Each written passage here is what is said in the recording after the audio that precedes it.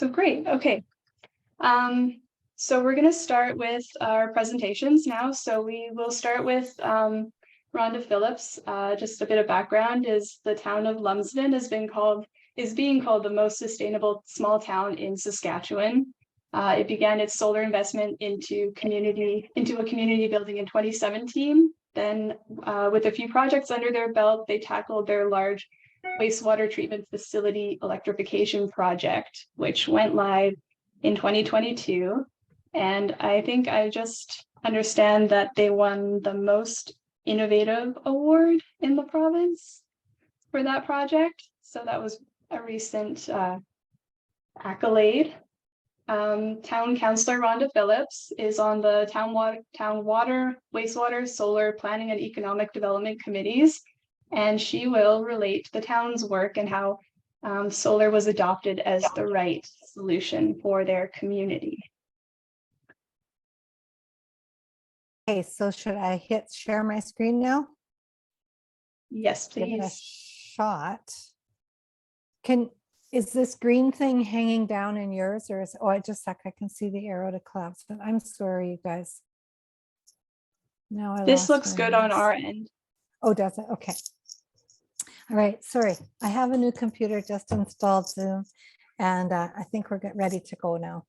So I'm going to talk about our project in Lumsden. My name is Rhonda Phillips. Lumsden is a small town, only 1,800 residents. We're on Treaty 4 territory, traditional lands of the Cree, Saulteaux, Nakota, and the homeland of the Métis, Dakota, and Lakota. We're a small town, as I said, 1,800 residents. We have 670 kilowatts of solar energy generating capacity. It's my understanding that we have more renewable energy generating infrastructure than any other municipality in Saskatchewan. Lumsden's official community plan mentions respect for the environment, sustainability, and our actions as a community reflect that.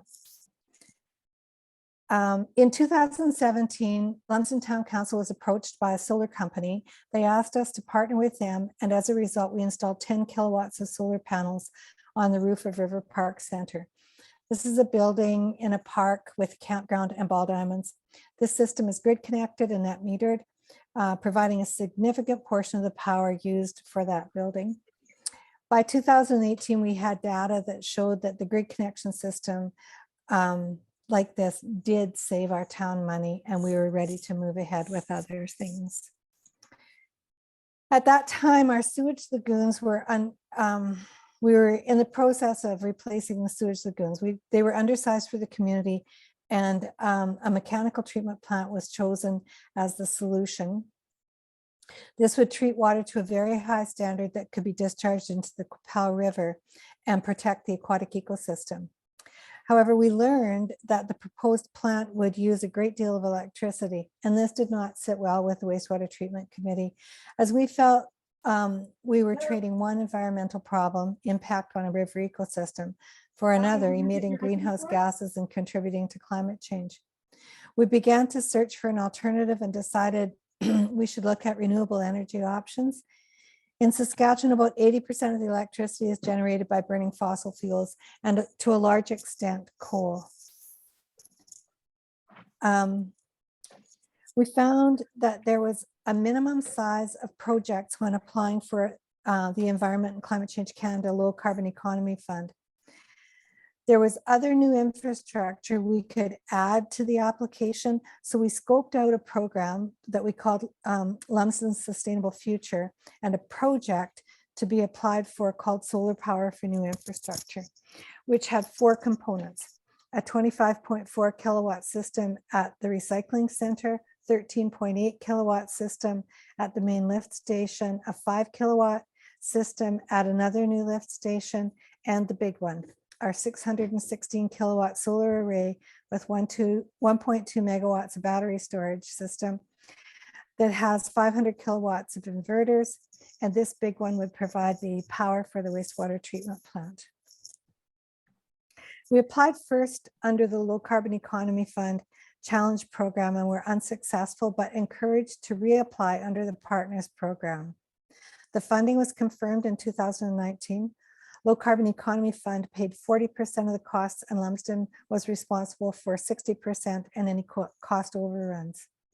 The construction contractor building the wastewater treatment plant was asked to include solar, and subsequently there was a scope change to include the procurement and installation of the solar array, battery system, and a way to connect the new power source to the plant.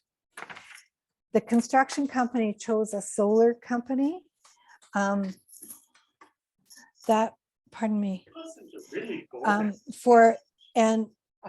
to deliver that large capacity solar system. And we used the same company for the recycling center and the main lift station solar. I'd like to talk about the smaller projects first. The recycling center solar was completed in 2020. At this facility, renewable energy is now used to heat the building, power computers and lights, and a very large compactor. The panels are in place in the main lift station in 2020, or they were in place in 2020, but the new lift station hadn't been constructed. And so it had to wait until the construction was complete, and that solar became operational in 2021. The solar array at the main lift station powers pumps, electrical components, lights, and heating of the lift station. The panels, the south lift station was not completed until October of 2021. And the developer did not want solar on during the warranty period. So solar was to be installed in late 2022.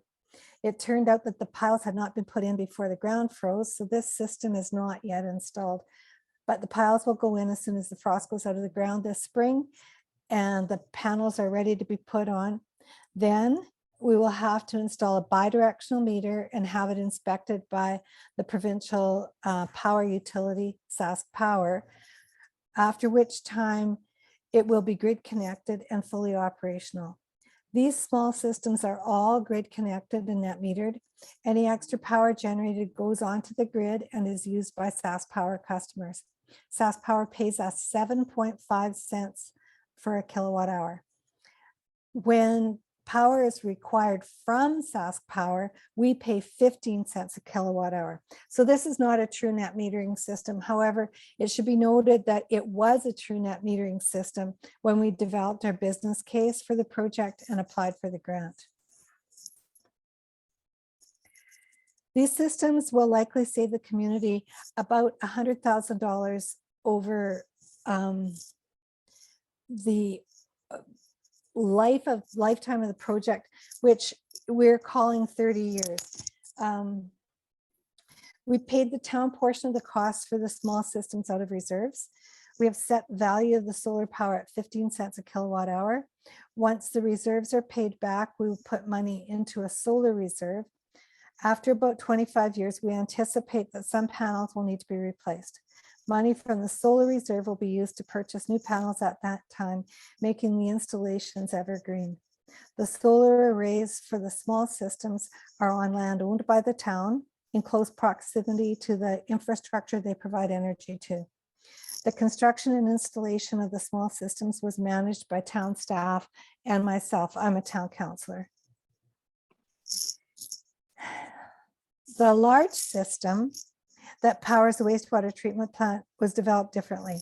Funding for the town portion of the costs came from the water and sewer reserve and a debenture loan. These costs are fixed over 20 years and payback. That's our payback period, whereas the cost of power from Sask Power increases.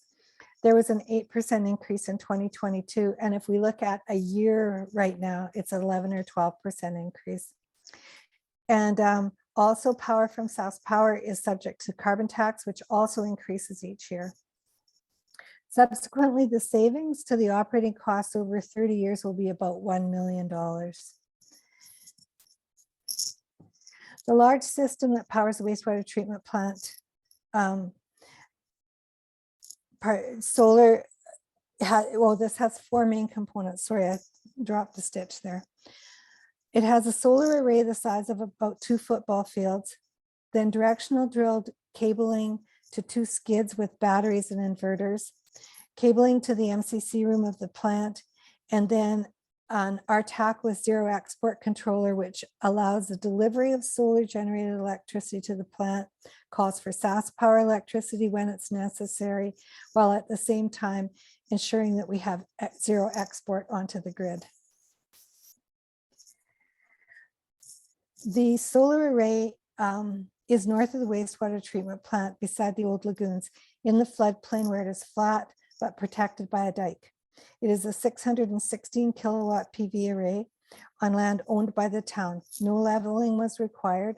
This is also within the setback where no development is allowed within 300 meters of the mechanical wastewater treatment plant. This system is not grid connected because it produces too much power for the SAS power grid to handle safely. Therefore, we use batteries to store excess power during the day and release it to shave peak demand and run the plant when it is dark.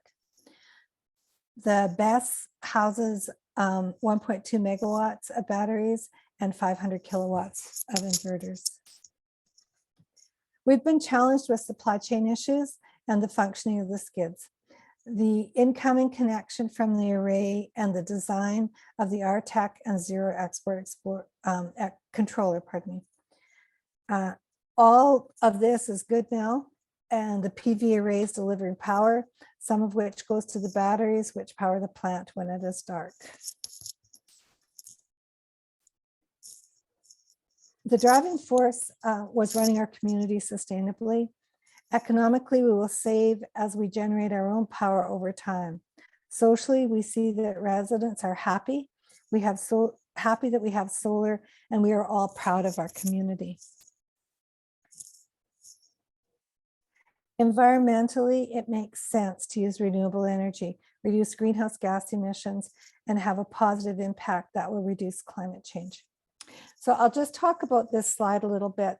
So when we look at environmental sustainability here, we're reducing greenhouse gas emissions, and our calculations are 389 tons of carbon dioxide equivalents per year based on 2030.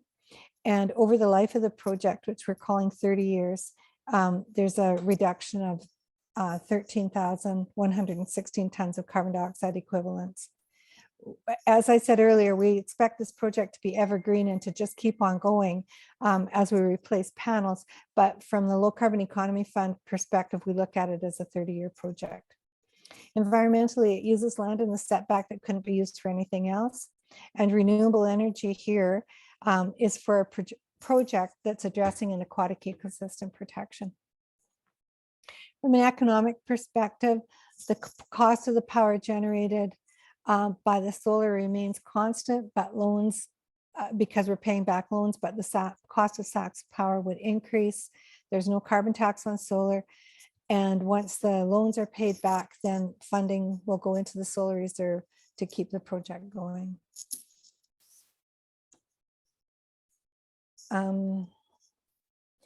All the solar systems have monitors that make available the amount of energy being produced and historic data. The monitors are checked to make sure the systems are operating as they should, to determine the number of kilowatt hours of solar energy produced so that the carbon dioxide equivalent reductions can be calculated and reported to Environment and Climate Change Canada as part of the Low Carbon Economy Fund requirement. Once we were well along the solar road, other things came up. For example, we were installing 4 solar streetlights. As we look at new proposed municipal buildings, we consider applying for solar funding as part of the project package.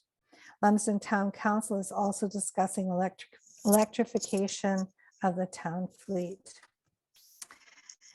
So other towns, how do you get going down this road? What's the formula? First, have discussions as a council, set up reserves, and identify a small but doable project.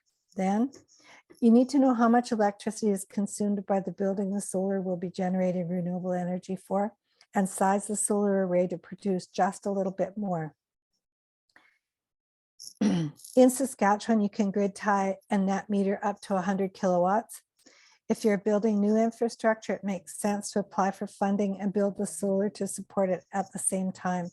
However, you don't know for sure how much power it will need. And finally, you need to site the array so that it will face south without any shade. And the land that you put the solar on needs to be owned by the municipality. So thanks for taking the time to attend and to listen to our Lumsden, Saskatchewan Solar Power for New Infrastructure story. Thank you, Rhonda. That was excellent. I really like this story because the like progression from the small projects into, you laid the groundwork, became familiar with the technology, and then we're able to tackle this major project for the wastewater treatment plant. There was one question in the chat, maybe I'll just bring up now. That someone was wondering, Raquel was wondering, which companies you were working with, if you're able to share. Oh, that's funny. I wasn't going to mention them, and I was talking to those guys yesterday, and they were like, well, don't say anything negative about us. And anyway, we can you stop sharing the screen for me? I don't seem to be able to. There. Okay. Yep, we're out of it. Okay, good. Yeah, so the construction company we were using was Graham Construction, and they were just excellent. Like, from the time they were selected to build the wastewater treatment facilities, I said, we're trying to get solar, and yeah, we're on board. And they had just finished a big project with a solar company. So they knew that solar company, My Energy out of Saskatoon, could handle this big a project. And they're working also with Spark Power out of Calgary and SunGrow from Phoenix. And so our battery storage system is from SunGrow, and it's just like a toaster that comes in and gets put down and plugged in. But you have to plug it in the right place, and if you don't, then somebody's got to figure out why. And it all gets figured out. Awesome. Okay. All right, we'll have more time for questions at the end, if anyone is brewing some questions. And now we'll go to Montana First Nations solar journey began in 2012 with rooftop installations in Maskwacis, Alberta. And by 2020, they had achieved the largest on-reserve solar farm in Canada. Many nation members have been trained on installation, adding another layer of economic benefit to the projects. General Manager of Akamic Energy, Vicky Wechi, will speak about the process of building nation-owned solar infrastructure and the pride that this has created in the community across generations. Hi, good morning. Hi, Kara. Good morning. Thank you for the invite, Danse from Treaty 6 territory. My name is Vicky Wechi. I'm a member of Montana First Nations of Maskwacis and also Shoshone-Back Tribes of Fort Hall, Idaho. So I bring expertise in working with First Nation communities and also partners and municipalities and the federal government. Being a First Nations, we kind of had to create this relationship so that we can have a trilateral agreement and build infrastructure on First Nations lands. So I'm excited to present our information. We did do some work with the First Nations Power Authority out of Saskatchewan, so I know a little bit about Sask Power and kind of their roles, but honestly, Saskatchewan, Alberta is apples and oranges. We're totally different the way we run things over here versus Saskatchewan. So I definitely know there's a difference, and how one may work in another province may not be the same in another area. And it really all has to do with the grid as well, and how the grid is built, set up. Grids were built to give power, not receive power. So that's a big one that even here in Alberta that we're working towards, all communities being able to generate their own power, either in a microgrid system or be able to export power out to the grid to help sustain the power systems in the province, wherever that might be. So is my share screen on? Okay, yeah, I see it. Can you see it? Is it good? It's in like not presentation mode yet. Okay.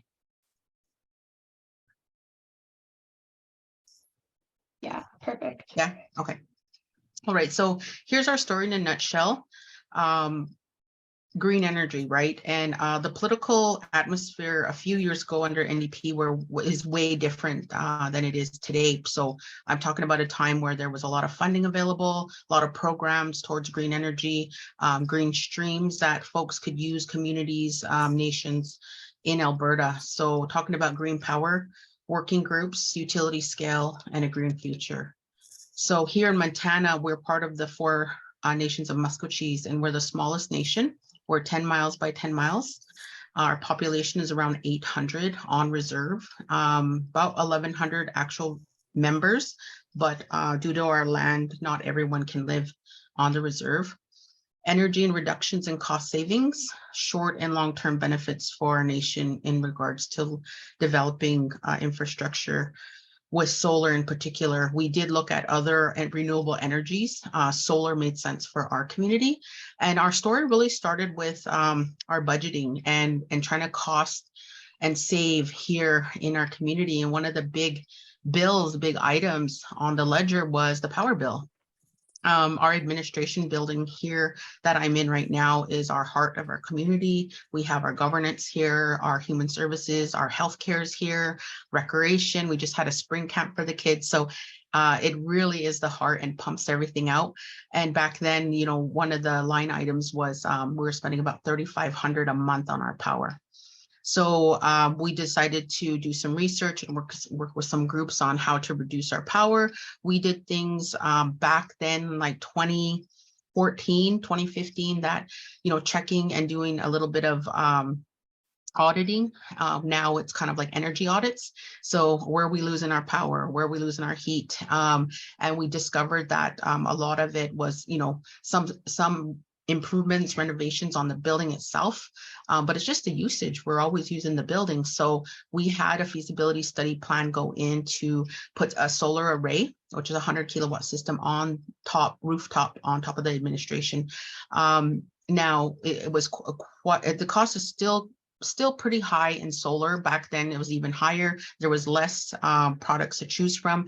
So at that time, the amount that it came up to, we had asked for some funds to be able to put that structure on the building to help with our energy costs with the federal government, and we were not granted. So we decided to take it on ourselves as the nation to purchase the array on top, rooftop, and within the financial, you know, forecast, it would pay for itself. If it, I mean, we're not really paying for it. The investment is up front. And we've seen our bill drop from 3,500 down to about 1,200. So around 60% savings right away. It was just a no-brainer there, win-win. We reported back to the federal government and they ended up paying for the array because it basically paid for itself through our loan. So, I mean, that was one of our examples how it can return back over time if you invest upfront. So we were really happy about that, and they were able to assist us. And, you know, our bill sits around $1,200, which is spectacular for our nation. And also when the power goes out, we do still have power. We don't have batteries, but it still is able to generate a little power where nothing's out. Phones still work. Our health center, some of the stuff still works in there, limited power. So after the 100 kilowatt system on the administration, we moved to the water plant. And I noticed the last presentation, the water plant was on there as well. They're quite energy suckers. So us too, we got to upgrade, and we were able to put a 67 kilowatt system on our water plant to help out with that power consumption. And then we did some residential. And what we did is we used our government of Alberta First Nations Employment and Training funds to train some members on the water plant. We had 10 to 15. And then we did 15 on 10 elder homes, and we had to do assessments on the roofs, assessments on the power bills to ensure that they can sustain the structure. And then we did 10 member homes. Again, another 15 fleet of trainees. So we were able to pay for the solar systems on the houses as part of the training components. That's how we were able to get the systems on the rooftop of the homes.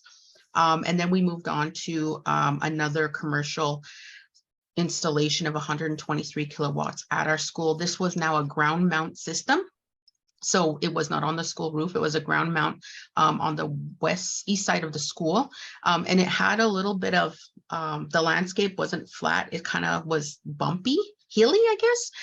And the great thing about solar is you can go right over that. You don't need to flatten it and landscape it all. It's such a flexible power source. So we're able to work with the landscape without, really taking away any beauty or, really going into the ecology or in the environmental study of that area we were going to use. On reserve, we have to go through a little bit more paperwork because we were on the reserve, and we have to ensure that sustainability is not impacted, wildlife, birds, you name it. So it was a small structure, and we didn't have to go through that huge regulatory, but we did do some stuff for the provincial side of it to ensure that we have a safe system going on to the ground mount of the school, and then that being on the school grounds as well. So those are the systems that we currently have in the community, and each of the homes are around 6 to 8 kilowatt systems. So I would say about 80 in the 10 and 80 in the other 10. So we were really happy in those years from 2015 all the way to like 2019, maybe even 2014. For about 5-6 years, these were our community systems and projects, and we trained quite a few members. And so approximately about 1,200 kilowatts systems and community generations. And then we partnered up with green funds. Those were some of the funds that were available for green projects for 2017-19. Alberta Labor, like I said, did 3 of the projects, and we had 58 Indigenous solar installers from various communities and Métis communities as well. And then we were able to apply for ISC funding, which is the Indigenous Service Canada's federal funding for CORP and WD. So, we really partnered and worked with the province and the federal government. This is one of the homes that's got the residential and some of the trainees that were involved in that install. Another home with some solar array on the top. And like I said, a lot of these are south-facing homes, and looking at and assessing the roof was important on these homes as they were chosen. And we also looked at the bills and the usage, and if they had high power or lots of people living in the home, the power is going to be higher. This was our water treatment plant. So we have, if you notice, the building on the left has a south-facing roof. So we did some passive solar builds where the south-facing roof is elongated. So it's longer to hold more panels. And we also had inverters built in at the top already of the building. So you just plug in. Really easy. A lot of homes are coming built this way so that you can install solar panels. And then we had the other building, it's kind of like the maintenance building, also installed with the panels. So in our upgrade, we got a new plant, and that's how we chose to build the plant so that we can do the install. And so this is, again, the plant. And if you notice, the roof we chose also was easy to clamp the array on. So we got right down into even how the roof was going to be built so it could be clamped on. If need be, in the future, building repairs, roof repairs, you can clamp them off and on. So we kind of thought about in the future, and there is a length that they can be on, right? 30 years is 25 to 30 years is what we typically see. These are just some of the students in the class that were learning some of the solar as they were going on into the solar installs. So it's about a 12-week program that included the installation. So we even have a little baby roof that they practice on. They take a panel and drill, screw, take a panel off so they can get some really good hands-on training. So some of the green jobs we were able to procure allowed us to use some of our trained guys to go out and install. So the installation at that time wasn't regulated. Right now we go to NATE. They have solar photovoltaic courses, 1-year course or less, or a 2-year program diploma. But that was just more recently. Back then, you know, you're not an electrician for sure. You're not plugging anything in, you're just installing solar arrays. So that was the kind of cool part is we were able to do that for ourselves. And then the maintenance of our solar farm. So our solar farm is a 4.8 megawatt sitting on 40 acres. So our farm was completed in 2021 December, and the construction started, you know, this is kind of scared. It started 2020 when COVID came. We broke ground. We were pretty worried that supply for where we bought the panels was going to be okay, because now pandemic hit. Lucky for us, we had pre-ordered everything. Everything was already slated out on the ships coming to us. We just had to make sure that the railways were open so that it can get to Alberta from British Columbia, where it came from the ocean. So we didn't really have lag time during pandemic, which was a saving grace. But we had to do things differently. All the precautions came in. Part of that funding came from the green energy streams, and we received $9 million out of the 12 million to build a project from a grant. It was not easy to secure this grant. We had already been talking solar since 2014. The fundings came out in 2019. So we were about 5 years ahead of the game and had already done a feasibility study on a utility scale farm, already started. And then we were asked to do a business case plan, which took about 6 months. So we were in. We received a lot of the funding because a lot of the background work was already done. One of the things with working on reserve is land issues. So we had to ensure that we had land designation down. It's a process that the federal government uses for First Nations. And we negotiated a deal where we got a land permit to build. Like right now, like the way we're talking. She has a big truck. So we did a lot of things, and these are kind of things working with Indigenous communities that we have to overcome because of our relationship, because of the Indian Act and other issues that come out. So it was a lot of negotiations and doing things new. We had relationship with the Alberta Electrical Systems Operator, the AESO, and the AUC, the Alberta Utilities Commission. So a lot of things were new. These are new streams. And it was really important for us to do these working groups that came about, which was the Indigenous Electricity Working Group, ITWIG, that did climate leadership, planning, policy development. We sat at these roundtables with the AESO, the AUC, and we learned from each other. It was really important being at these summits, these meetings, and the rep rounds that came out of these grants, and building relationships with these regulatory bodies, because we are on reserve, it's federal, we're not provincial. So we really had to work together. They also made it what we called ICLEI, another creation for partnerships with Alberta Leadership Plan. The work was really important for jurisdictional issues, land codes, permits, electricity on the provincial level, and how to work with not only First Nation communities, but communities that surround First Nations. Because at the end of the day, you're all on the same power grid. It doesn't matter. There's no really border for that. We share power with our neighbors. They kind of say it's kind of like a buffet. You're all on the line eating. It's just who's going to eat more, who needs more, or is the food going to be coming out of one of your power lines. So I gained so much experience, knowledge, working with the groups. We were nominated in 2018 and received an Emerald Award for the work we done on the climate leadership here in Alberta. So we were really proud of that.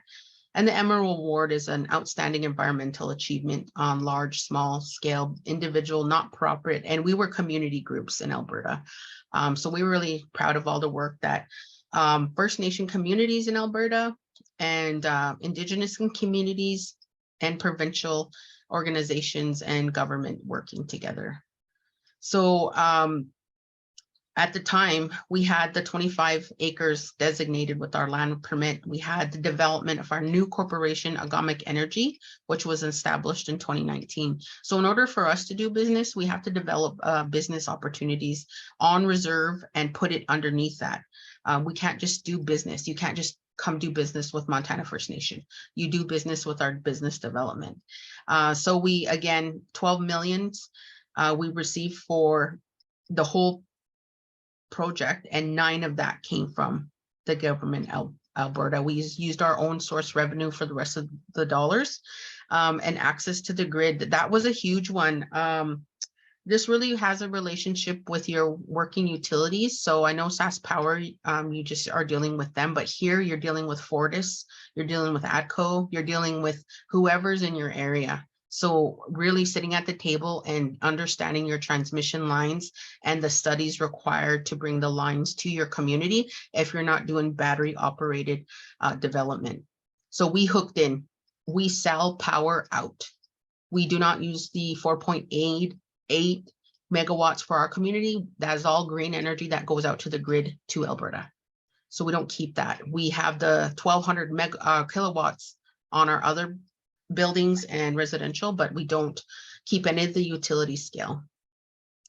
Future, what we're looking at is having a microgrid. So we essentially had 80 acres out for the 4.8 megawatt, and we only used 40. So we're hoping the other 40 we use for our own community needs. Our community of 10 by 10, and we have around 175 houses, needs about 4.3 megawatts of power to sustain itself. So we're hoping to build another farm just to sustain the community, and we would basically be a micro community off grid. We wouldn't be using any, which would be, you know, unique, exciting. You know, fostering economic development, community investment, selling to the grid, and, you know, wellness, being an Indigenous community and working with the environment and Mother Earth and harnessing the power of the sun. And we have stories of the sun and our relationship with the sun. Housing, elders, partnering with more opportunities in Alberta. Energy awareness. We definitely are very aware, and you know, the most heartwarming is to hear the young kids saying, my dad is a solar installer, and that's what I want to be when I grow up. You know, to hear that, just, it's the future talking. Community education, health adaptation, and partners that we've got with health adaptation plans, planning for environment and environmental assessments, and consulting with other communities, sharing our experience on how they can do it. Really, you have to look at that grid first and see if it makes sense of your community hooking into a substation. And luckily we had one quite close to us by Panoka. Our line didn't have to get built too far. And that's where the upgrades to the system, that's where you get into multi-million-dollar, you know, part of the budget. It's overkill. It's too much. You can't sustain it. So those are some things to start off with if you're looking for community development. Even if you're a community by a Indigenous community, they can do more with what they have in terms of resources, development, funding. You being a community by them, you can partner with them, because we were looking out to partner with Panoka to the south and Wetaskiwin of the north, to see how we can partner together, whether it be sell our energy, whether it's share it, maybe off reserve buildings or partnerships. So that's another way to look at how you can get access and be a part and have your community involved with green energy and green power and sustainable energy. So that's all I have for you. Thank you.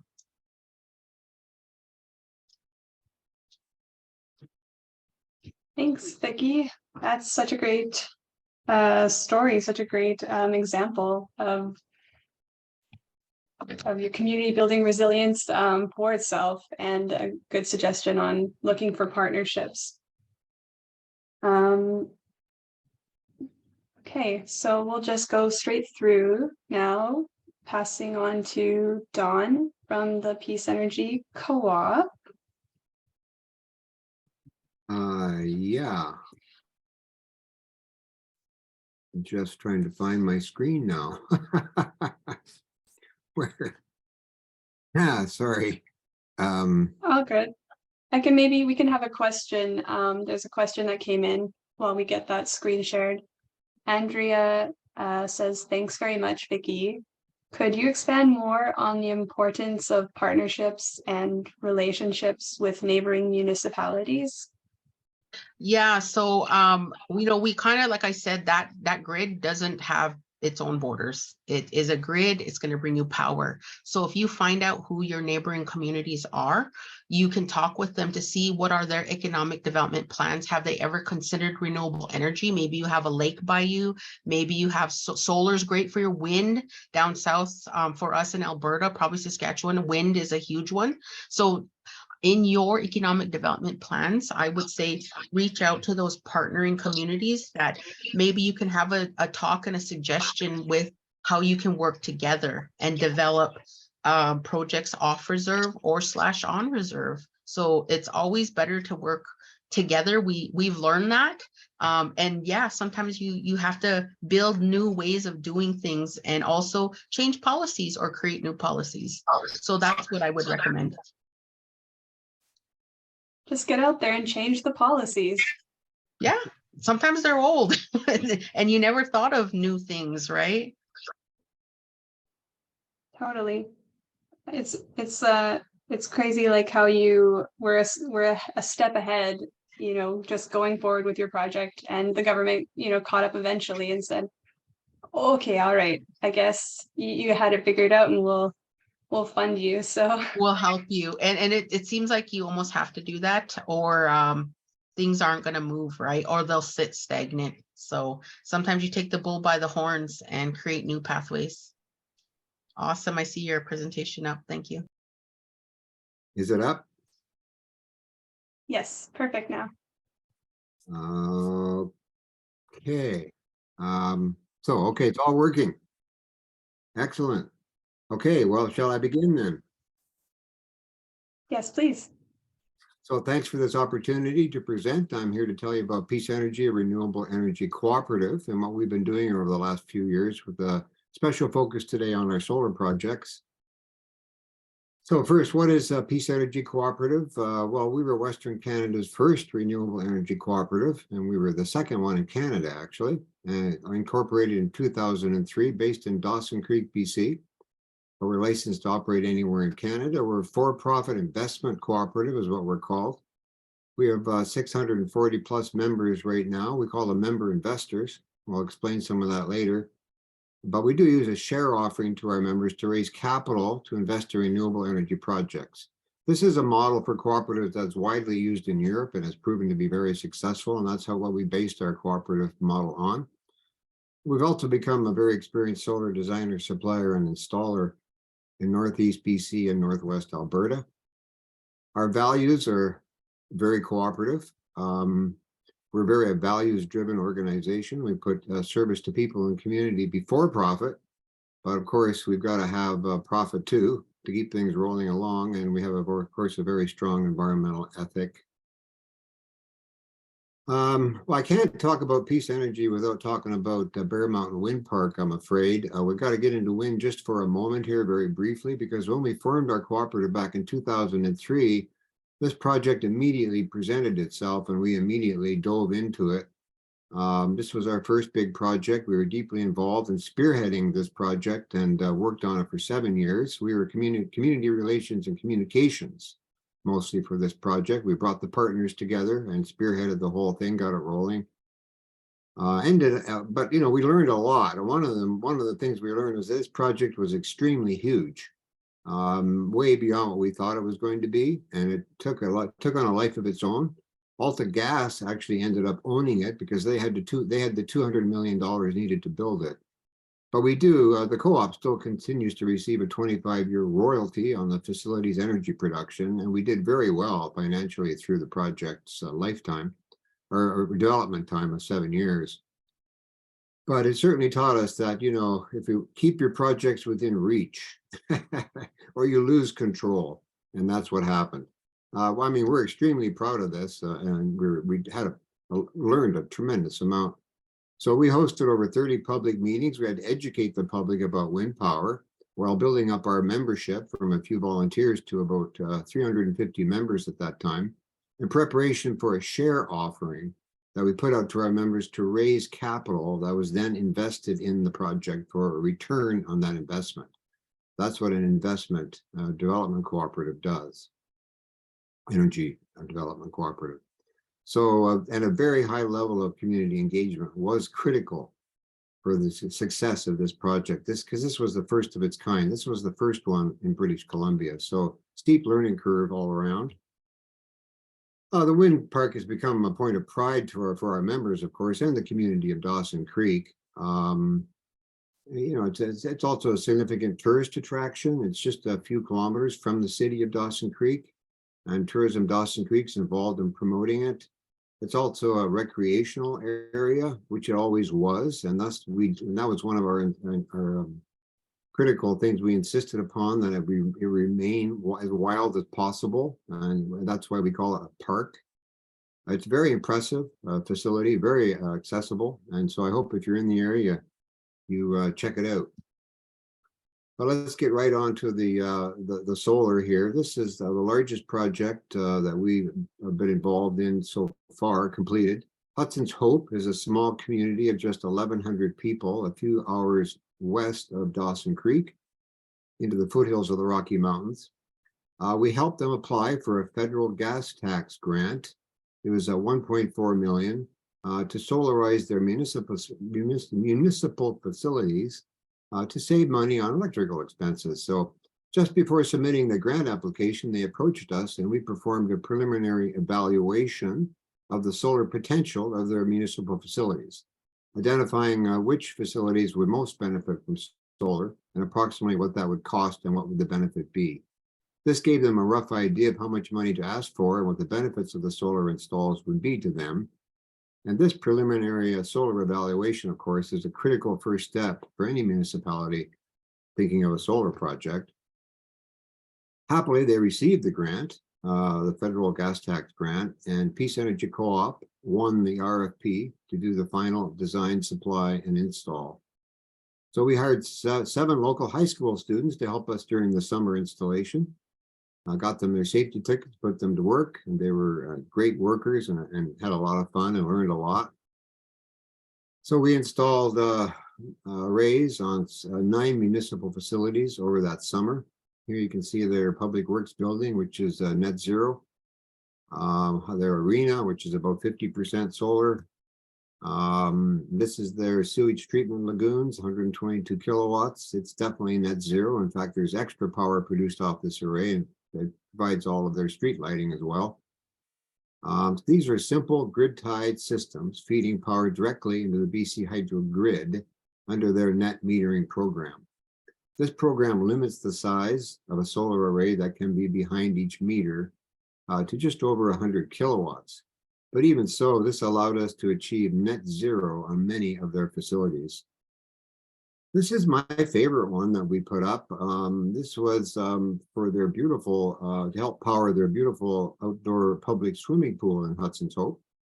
We decided on a wave shape to suggest water, and also provided sort of a cool sculptural element and some much needed shade for the facility too. Anyway, but we really wanted to show that solar can be a creative and interesting architectural component too, not just solar panels disappearing up on a roof somewhere. It can actually be used creatively as well. So that's what this one was about. Besides hiring local students, we also gave solar seminars at the local schools and many public solar information sessions in the community. In other words, engaging the community. We also trained the municipal staff, and they continued to be involved as we have taken on the operation and maintenance contract for the arrays, which we remotely monitor for any problems and then send crews out to repair as needed. And of course, at the end, we had a big party and a big media event at the final ribbon cutting. The operation and maintenance has so far cost the district of Hudson's Hope a few $1,000s a year. But since commissioning in 2018, we calculate the district of Hudson's Hope has saved a total of about $275,000 on electrical bills. And of course, that's just getting rolling. The arrays should go to 25 to 30 years. No problem. So needless to say, the District of Hudson's Hope is very happy about all this. So as we probably know, solar has become one of the least expensive energy sources in history. It's doubling around the world roughly every 2 years, and it's poised to become really the world's primary energy source in not very long from now. Nobody knows, but it's heading for about 2030. For instance, last year, 60% of the generation added to the US grid was solar. 60%. So, and that's rising quickly. Here we see in this graph that we see the cost of solar modules declining as the module production ramps up. So as the cost of solar has fallen, solar design, supply, and installation has risen to become a major source of income for Peace Energy Co-op. This is a business we are running within the co-op. We have installed just over 1 million watts of solar in BC, in the BC Alberta Peace region over the last 8 years or so, mostly on homes, both rooftop and ground mount. In the center here, you can see our little office in Dawson Creek. That's the Peace Energy office in Dawson Creek, BC. The little greenhouse has got a 5 kilowatt grid tied array on the roof, and it's completely eliminated our electrical bills 100% for 8 years every year. No problems. You can see a few of our other arrays. Oh, and by the way, the Greener Homes grants, and loans, when they came in over the last year or so, we really saw a huge spike in interest and adoption of solar for homes. I mean, the grants, it's obvious, but the grants really do help, and we saw that firsthand. Here's some more of our installations: roof mounts, ground mounts, scattered around the BC Alberta Peace region. I like the one on the lower left there. It's on a pergola, so you've got sheltered outdoor living space, potable water collection, and a raised growing bed all in one unit. Very cool. And that powers their home and as well, of course. More around BC and Alberta Peace regions, rooftops, ground mounts. And here's some more. I'll just point out the one at the lower right, because that's my personal home array. I was an early adopter of solar. So I have quite an array there. I have about 6 kilowatts grid tie and about 3 kilowatts off grid with batteries. So the two systems are combined to run the house and reduce my electrical bills. And just as a note, on the little tower on the right, those panels on the right, some of those are 35 years old. And they're doing just fine. I've had no problems with them, no maintenance, no replacements. And just attest to the longevity and reliability of solar technology overall. So the business, our little solar business, is ongoing. We're selling and installing these all the time. And we've certainly noticed an interest in home solar is definitely growing. Now for our larger project that we're working on right now very diligently. We've been working on the Peace River Energy Project for almost 3 years now, and we're nearing our final investment decision. That is, that it will be our go, no-go decision very soon. Most of our studies are now complete. The final ATCO utility intertie studies are in process, and we are preparing our Alberta Utilities Commission submission, which will be submitted soon. There have been many hurdles to overcome, but everything so far looks very promising for this project. As I said, and even though we were, our home office is in BC, we chose to build this in Alberta for many very good reasons. The free market grid allows you to build facilities like this in Alberta, feed the power into the grid, and make a profit. You can't do that in British Columbia. So that's why we're in Alberta making our first solar farm. As you can see, it's to be located just west of the town of Peace River, Alberta. It's designed to be 5 megawatt grid tied solar. It's going to cost about 10 million. We plan a share offering to our members later this year. Plus, we're working with a group of regional investors as well. So we think this will be Western Canada's first solar farm that is financed, owned, and operated strictly by a renewable energy cooperative and its members. In other words, we don't have any government grants. We don't, well, we've had a few little, 20,000 here and 10,000 there, helpful grants to help us as a cooperative, to help us through this a little bit. But most of this has come out of our own pockets and with help from our members and our income from our solar business. So we see this as a template. We would like this to be a template that can be replicated many times by ourselves and other renewable energy investment cooperatives or whatever. We're developing a model that we think has widespread applicability in Alberta. The key is to keep the projects relatively small so that they are within reach of local community investors. So the profits stay local, and in our case, help finance and develop more such projects. Learning as we go, reducing costs with experience, speeding up the whole process, with each iteration learning from the last. Sorry. This image shows roughly the size of the Peace River Energy Project. This is another solar farm in Ontario, but it's very similar to this size. We think this is community-owned solar at its best. These are small facilities distributed across the land, feeding local grids with clean energy, increasing the fertility and productivity of the land too, increasing climate change energy resilience, also locally owned and operated with the financial and other benefits staying local. At least that's our vision. And we're hoping that this project will be the proof of concept of that idea. We think it's entirely possible and practical. We got to build one to find out. No, I just missed the slide. Let me see if I can go back. Yeah, because this is part of our vision too. Often these big solar farms will like kind of the land, sort of be, fenced off and will deteriorate over time. But there's a new, sort of movement called agrovoltaics, where you're combining sustainable energy with sustainable agriculture. The Peace region of Alberta is a rich agricultural area. I mean, it only makes sense to combine sustainable agriculture with sustainable energy. So we're looking into sheep grazing, beekeeping, market gardening. There's some interest. So we're researching all of that. Our goal is to improve the agricultural productivity and fertility of the solar farm land on which the solar farm is built, not decrease it, as is so often the case with solar farms.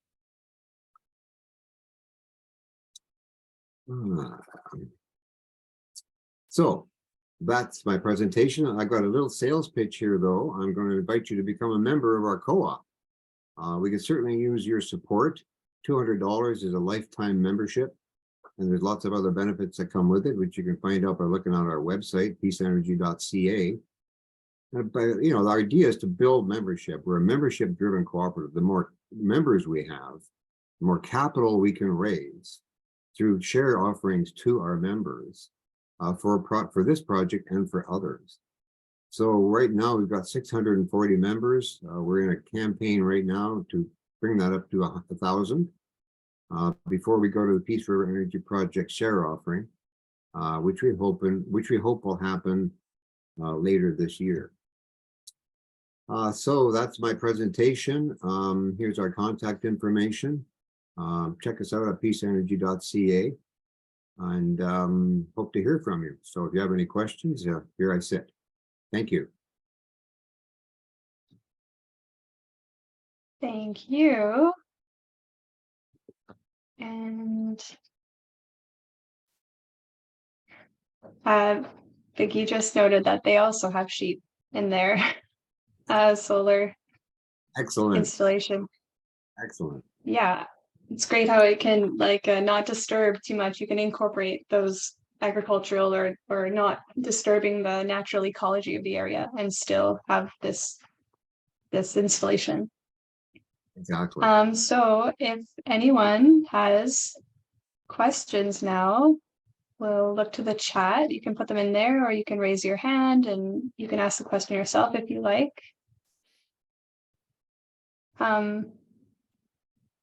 Elias, do you want to ask your question?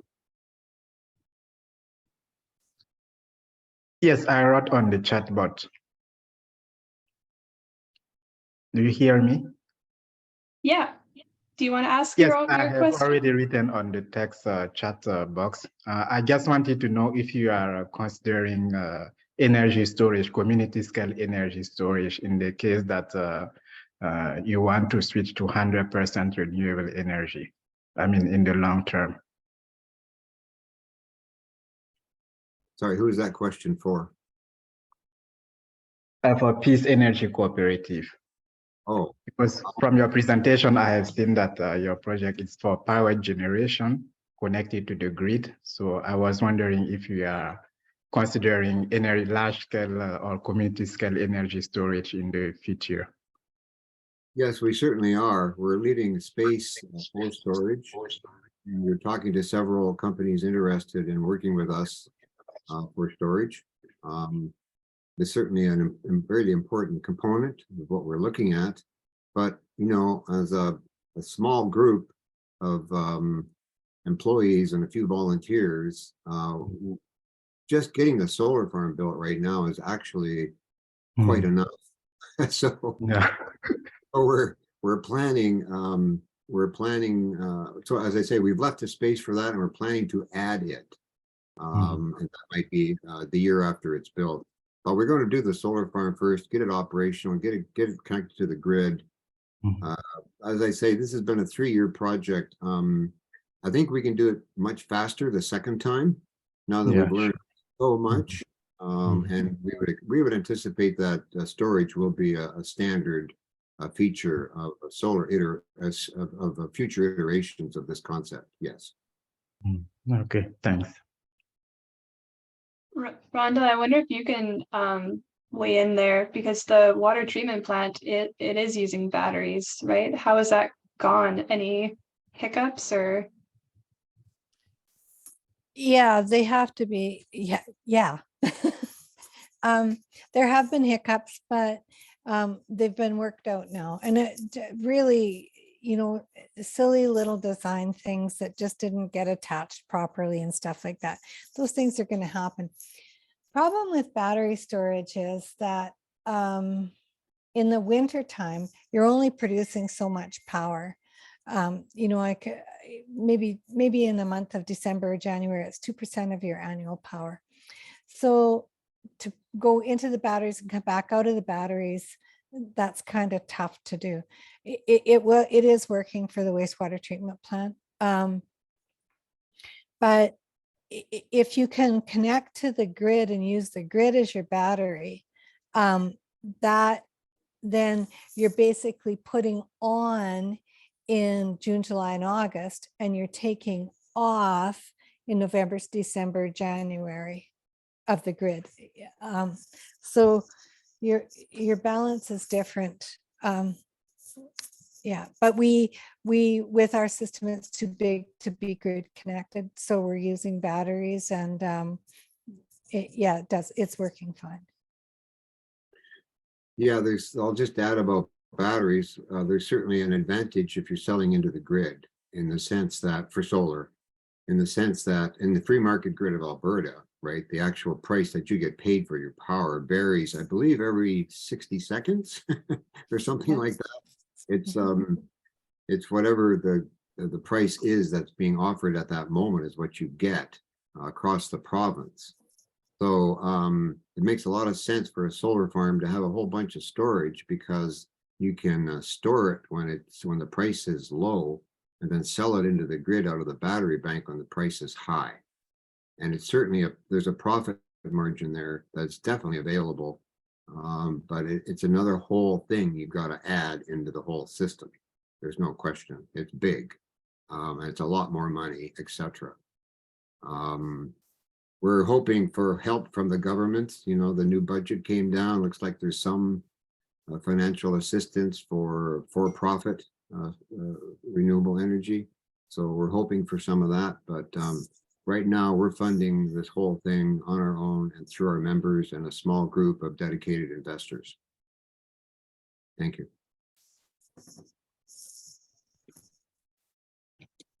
Okay, Dan, did you want to speak Sure, I about can. batteries and Sangudo?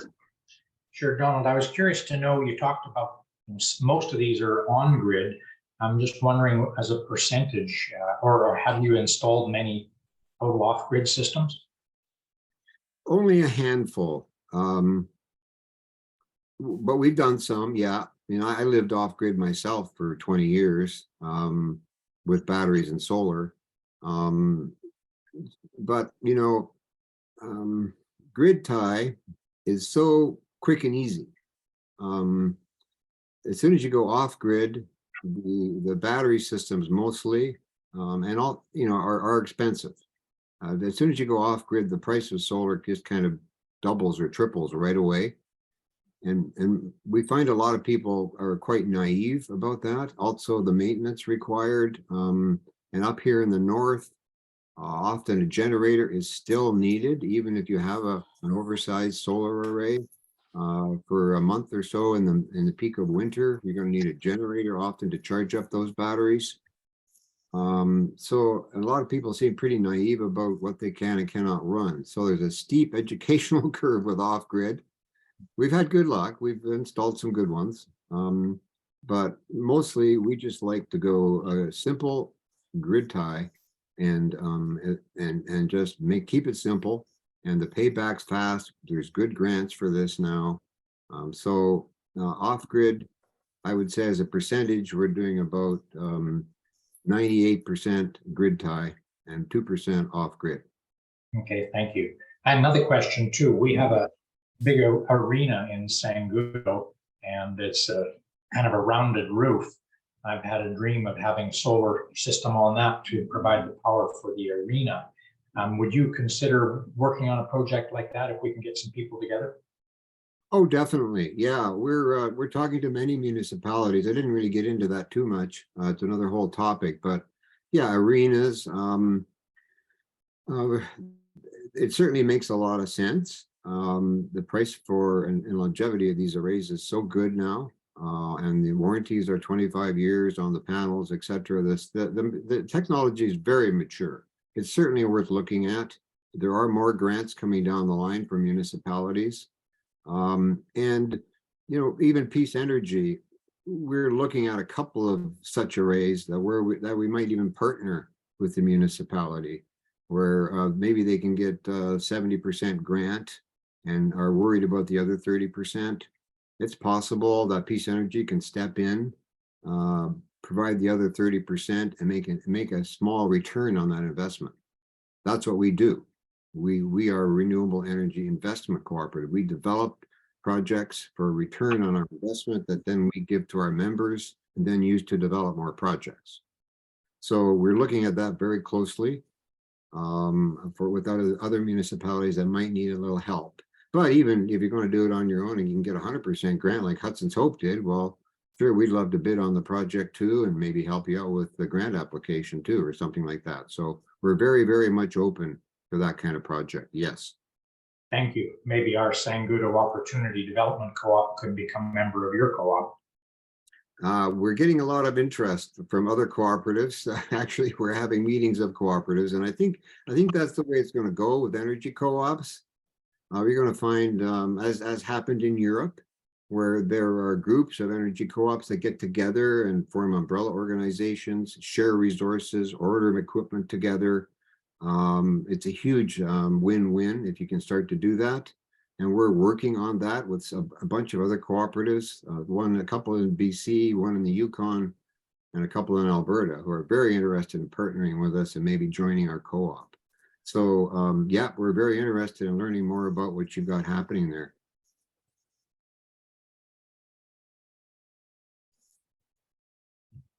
Great. Some connections being made there. Ravi's also expressed an interest in connecting with you, Dawn, from the town of Redwater. Did you want to tell us about your project, Ravi, or? Yeah. So what I am thinking is I'm working on 133 acres of a sustainable development. I am basically a developer sustainable developer and green builder. So we have this large piece of property that we are working on to develop that into a wellness, a living farm retreat, and an artisan eco village. And solar, of course, makes total sense because, you know, being sustainable. And I don't know a lot about the cooperative model, and definitely I would like to reach out, you know, to Donald about this part, because there is a need, you know, there is a need to do things which are more sustainable, and these smaller towns definitely need help with that. So that is my thought, you know, because especially if we make an artisan eco village, you can imagine if we have natural homes which are the passive solar heated, and then you got solar arrays on top. You know, you've got which are extremely well insulated, so your power needs to achieve net zero are easily met. So I'm working on all those components as a master home builder, R2000 certified and Build Green certified person. But I'm trying to do this as an individual, and would love to start a cooperative with other people, because you can't do everything alone. You need people, you know, to help each other. So those are my thoughts. Thank you. Wow. Thank you. That sounds very, very interesting. Fantastic vision. Yeah, well, please get hold of me. We can talk for sure. I can give you what information I can and see if there could be some connection. Where, may I ask a quick question back? Where are you located? So, Donald, I am located in the town of Redwater. Redwater is approximately 45 minutes northeast of Edmonton. It's kind of, if you're going towards on Highway 28 towards Fort McMurray or to Cold Lake side. So it's a small town. It's a very progressive, good town. But I've shifted here from Edmonton, where I did a lot of my construction, design, and build business. I think as we get older, we get wiser to not cut trees, you know, to live sustainably. I think I'm in that phase. I did my permaculture design certificate course last year. And then you also want to give to people. You want to give back to people. So the focus that I'm doing is regenerative agriculture in all forms, is therapeutic art, because I'm a potter myself and a painter, and I know it brings a lot of peace to me. And the third part is natural buildings, natural design, natural buildings, especially for cold climates, which are, you know, low cost, so that people can benefit from them. They're easy to build and stuff like that. Fantastic. Wonderful. I'd love to learn more about what you're doing. Thank you. Thank you. Great. We have a couple minutes before we wrap up. I just wanted to see if Raquel is still online. She put in the chat a link. I was hoping you would maybe have something to say, because I see you're from Iron and Earth. She put in a link to financial supports and free training, which came up a bit in the pre-registration questions about like funding local workers. Did you want to speak to that at all, Raquel? Hello, everyone. Good afternoon or good morning, depending where you are, I guess. Yeah, so I am from Iron and Earth. I was just sent the link to the Net Zero Pathways program. It is a fully funded program where we offer employers working within the net zero capacity or working towards a net zero capacity. We offer them financial support like a wage subsidy covering onboarding costs, PPE, any other employer-specific training like WMIS, for example. And then we also offer workers a fully paid training program Our next training is actually starting on Monday, but we have another one starting on April 24th. So it is a 5-day program. Workers are fully reimbursed for their time. And then we help them get matched with a net zero employer. So the program is a total of 7 weeks. I can leave my email address in the chat if anyone wants to know more, or if anyone has any questions about it now as well. Sure. Great, thank you. Okay, I think we have reached about the end of our time, unless there's any last questions. Kara, can you hear me? Yes. It's Rhonda. Yep. In the questions that came out with the registrations, I had a look at them, and I just have a comment. Someone asked about the skill set required in solar, and other people were asking about jobs, like long-term. So in Lumsden, I think I would say that from a long-term point of view, it looks like once the solar projects are up and running, there isn't a lot of jobs to keep them going.